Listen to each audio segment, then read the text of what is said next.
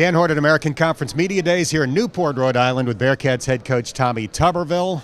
You've been making the rounds with the national media for the last couple of days. What are the biggest things they are asking you about the 2015 Bearcats? Gunner Kiel, can you win again? And is your defense going to be any better than it was last year? And it needs to be. You know, it's all universal questions. You know, it's pretty unique that we're picked to win again, you know, and as I answer everybody, it's really about the body of work, about what your teams have done in the past, about how media votes for the preseason. They really don't know. I don't know how our team's going to play. It's about chemistry, leadership, and all those things, injuries, a little bit of luck. But we've got a chance. You know, we're going to put a lot of emphasis in the next 3 weeks before our first game on running the football better and obviously playing defense.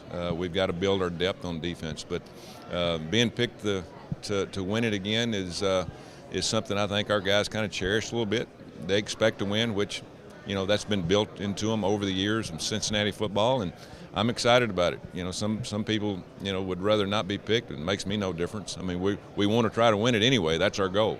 Not only picked to win it, but an overwhelming pick to win it. Were you surprised by that at all? Well, there's some good teams. You know, there's not. If you there's probably with 12 teams in the league, probably 7 or 8 teams in the league that probably there's not a touchdown, 10-point difference. And so who knows? I think it's going to be very competitive. It's a little different this year. We've got divisions. We got to fight like heck to get to the division championship, and then you got to fight to win that championship game. But the great thing about having a championship game is you really got 2 winners. You got a winner on the West and a winner on the East. A lot of people don't realize that, but you still got 2 winners, and then you have the big winner at the end of the championship game. But we need that media attention. We need that extra game. We need to do everything we can to try to get to the BCS, and I think it's going to help us. I've been telling people that I expect the Bearcats to finish among the national leaders in scoring this year. Not to put any pressure on you or Eddie Grand, but am I right? Am I nuts? I think we've got a chance. I think the thing that I want to do as a coach, just looking at our entire team, is I want to lead the nation, not just in scoring, but also time of possession. I think that's a big key. You know, your team, and we score quick. You know, last year I think maybe 2 or 3 games we scored on the first play of the game.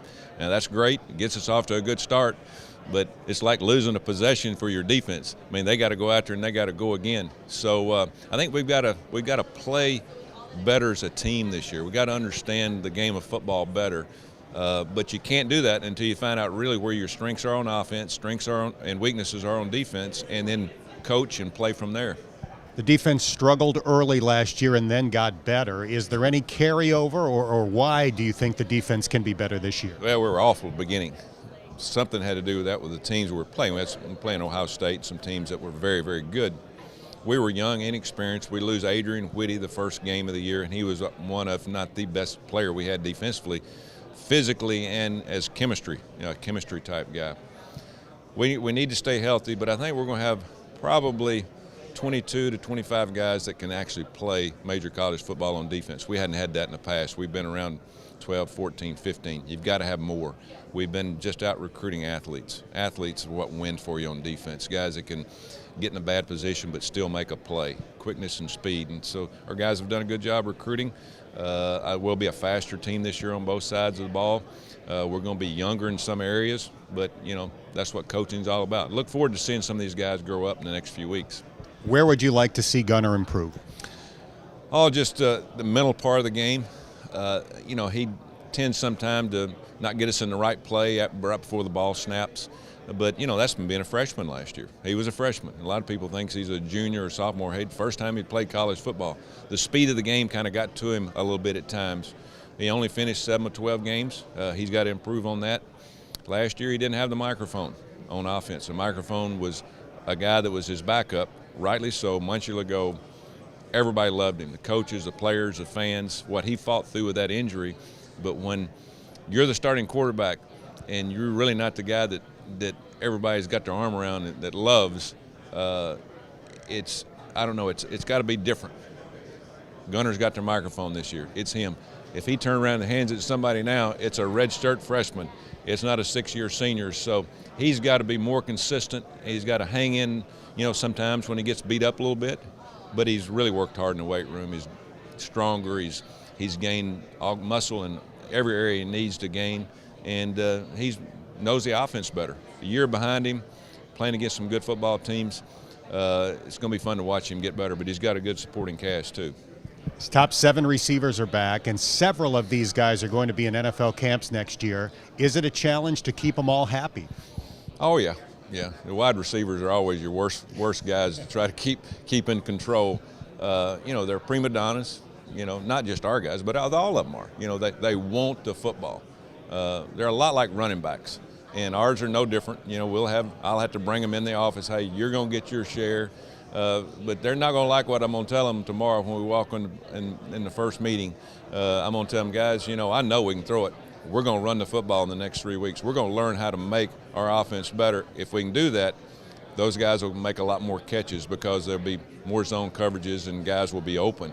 It's good to have this problem. Next year we'll be talking about different problems, about inexperience and guys needing to find their way at wide receiver. But I'm looking forward to seeing what these guys can do. They're very coachable. That's what I like about it. We don't have any that don't come out there every day and think that they've got their job won. They come out and work every day, put their nose to the grindstone, put that hard hat on, and get after it. So I take it from this conversation that establishing kind of a physical mindset and running the football is job one at Camp Higher Ground? Yeah, that'll be one of them. Of course, there's a lot of other things. But on offense, I think we've got to understand with a new offensive line that we've got to set the precedent that we can run the football. I want to run it 175 to 200 a game. If we can do that, the sky's the limit how many yards we can throw. Now, it doesn't mean that we're not going to come in some games and light it up because how people play.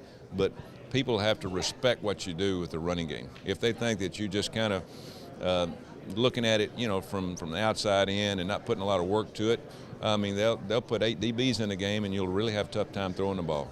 Run the football first. If we can run it, it'll help our defense time of possession, help them in their stats, help them stay healthy, and then obviously help our passing game. Last thing, this man has already pulled off the biggest upset of the year in college football. You ate more lobster than any of your players, including an offensive and defensive lineman. I sucked them under. I mean, but here's what I didn't eat. 5, by the way. I ate 5 lobsters. I didn't eat all day long, and I didn't go through the line. I'm a pro at this now. You don't go through the line and get the corn and the beans and the potatoes and the bread and all that. I went to the end of the line and picked up 2 lobsters and went to work. And that's the key. I mean, you can't overindulge. You have to start with your dessert, and lobster here is a dessert. You also don't mess with the claws. You go straight for the tail. You get the biggest, easiest piece of meat to find in there. Oh yeah, it's you can fight those claws all day long, but I like the tail is it's the sweetest meat. It's easy to get to, and it's very, very fulfilling. No question about it. Seasoned lobster-eating veteran, Tommy Tuberville. Coach, thanks for the time. Best of luck this year. Go Bearcats. All right. I'm Dan Hoard reporting from American Conference Media Days here in Newport, Rhode Island.